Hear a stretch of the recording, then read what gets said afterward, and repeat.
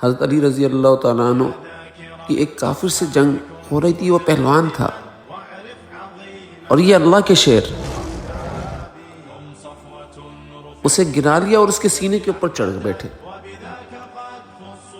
ابھی تلوار سے اس کی گردن اڑانے ہی والے تھے کہ اس نے ان کے اوپر تھوک دیا۔ حضرت علی رضی اللہ تعالیٰ عنہ نے فوراً تلوار میان میں رکھ لی اور سینے سے اتر گئے۔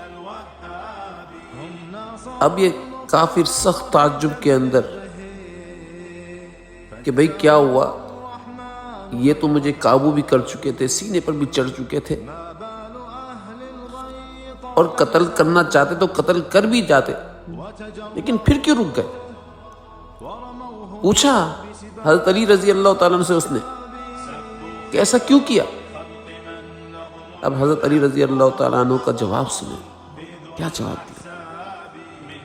جواب دیا کہ اس وقت میں تیغ تلوار اللہ کے لیے چلا رہا تھا، میں اپنے اللہ کا بندہ ہوں، اپنے نفس کا بندہ نہیں، میں اللہ کا شیر ہوں، خواہش نفسانی کا شیر نہیں۔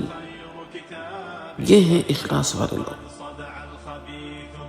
جب اس نے سنا کہ ان کا کوئی عمل اپنے لیے نہیں ہے بلکہ کسی اور کے لیے کر رہے ہیں، تو اس بات کا اتنا اثر ہوا کہ اس نے فوراً کلمہ پڑھ لیا کہ بھائی مجھے بھی کلمہ پڑھاؤ، کیونکہ یہی دین سچا ہے جس کا عمل اپنے لیے نہیں بلکہ کسی اور کے لیے ہے۔